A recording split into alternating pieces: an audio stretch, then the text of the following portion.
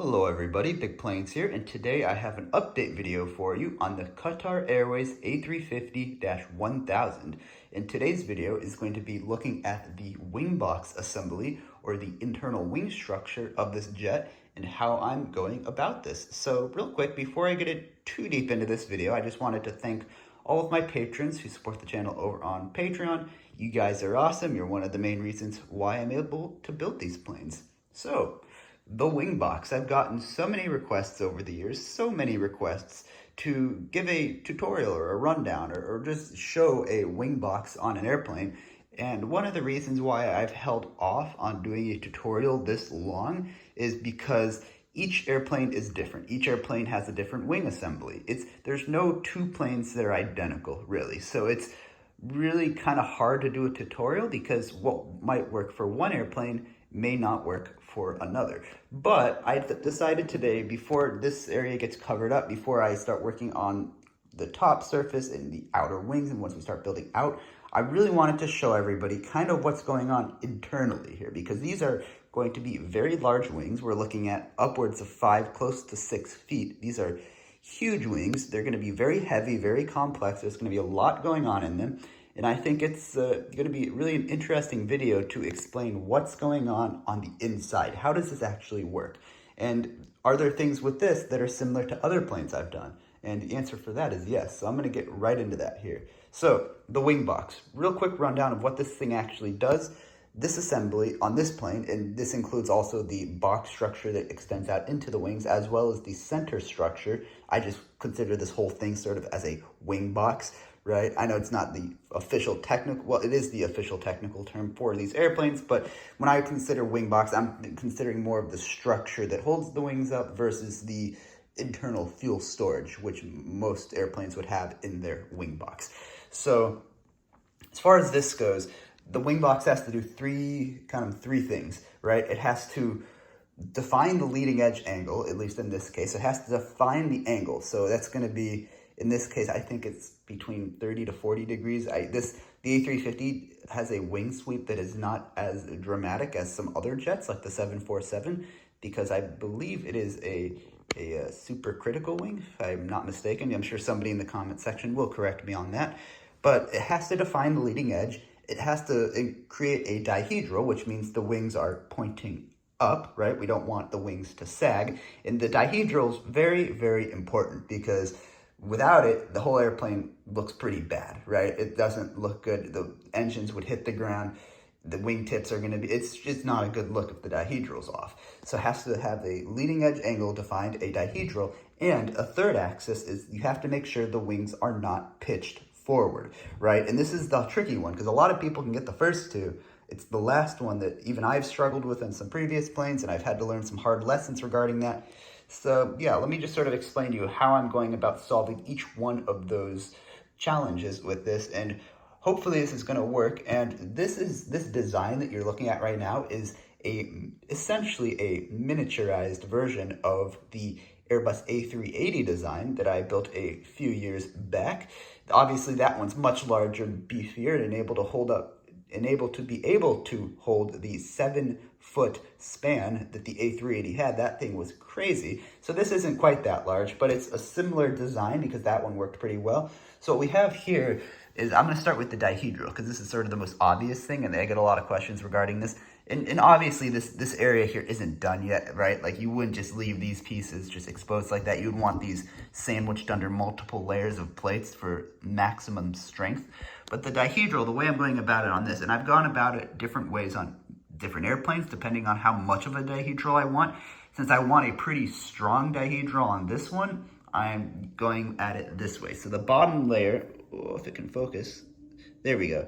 The bottom layer uses these plates with a Technic pinhole at the end of them. I believe they're 2x5 plates, right, with the Technic pinhole. Then I'm running an axle through it. The reason you want to run an axle through this as opposed to just a Technic pin is because the Technic pin, like a regular blue Technic pin, will compress, it'll crush, right? But the axle is much more resistant to crushing.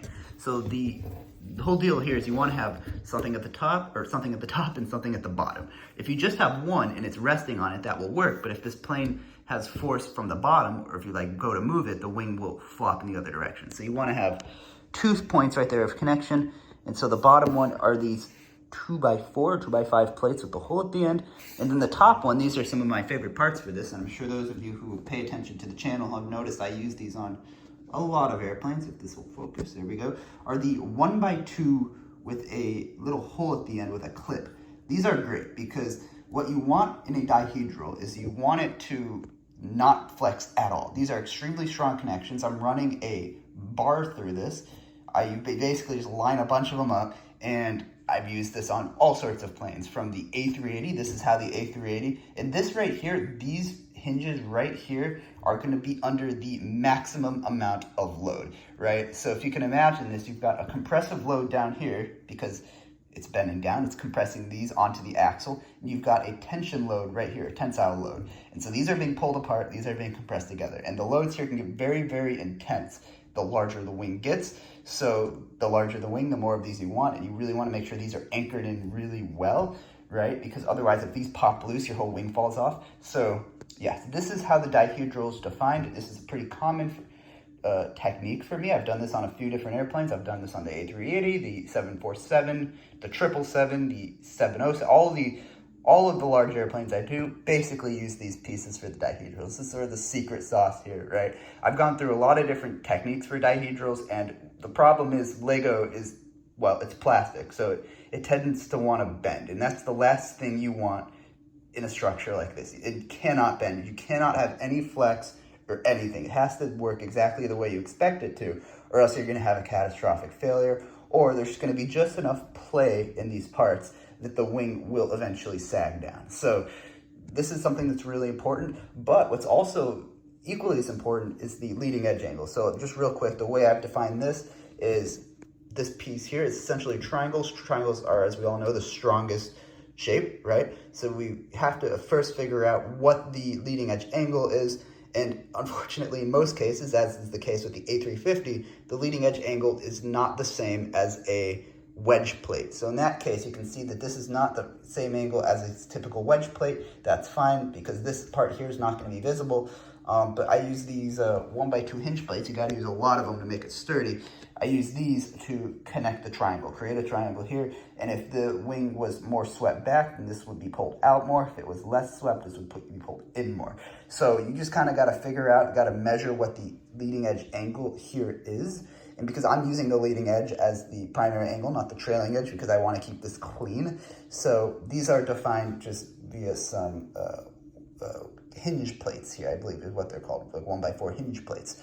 So, okay, that's angle number 2. Angle number 3 is the pitch. And this one can be tricky because when you angle it like this, when you put these at an angle and then you put a dihedral, what you naturally end up with is a tendency for the wing to want to pitch forward like this, right? And in some cases that's fine, but in most cases the wing actually pitches backwards. It pitches the other way.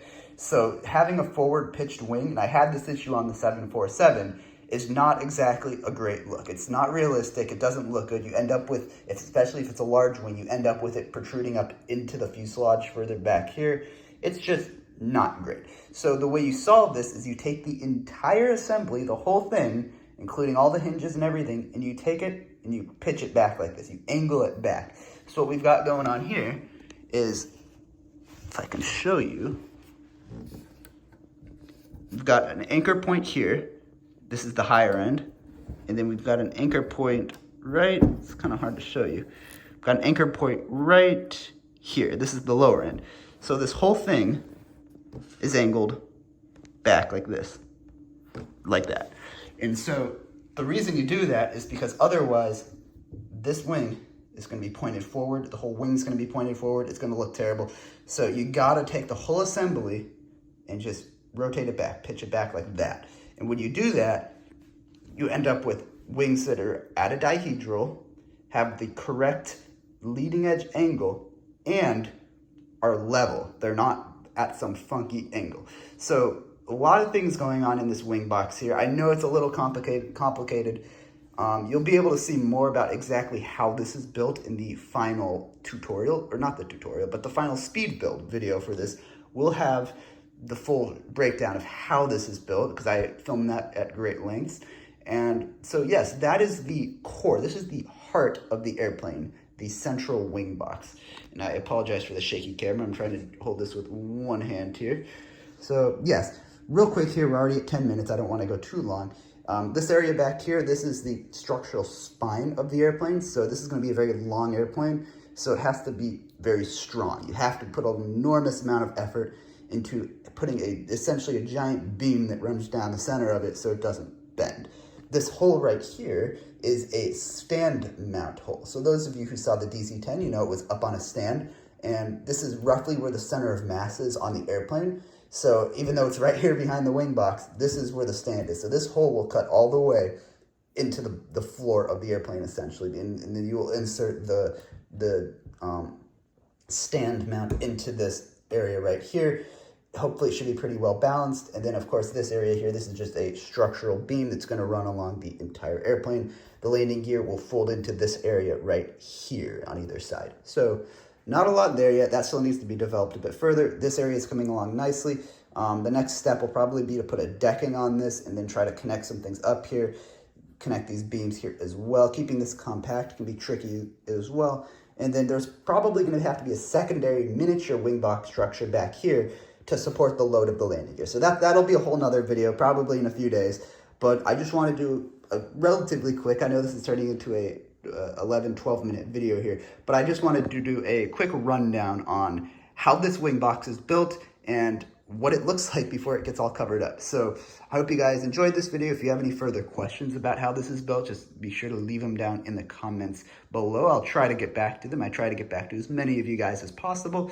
And again, thank you for helping the channel reach 100,000 subscribers. This is a huge milestone. I really appreciate it. And yeah, I'm looking forward to bringing you more videos on the Qatar Airways A350 in the near future. So that's it for this video. I hope you enjoyed it. Be sure to subscribe and like and subscribe, I suppose. And yeah, I'll see you guys in the next one. Bye for now.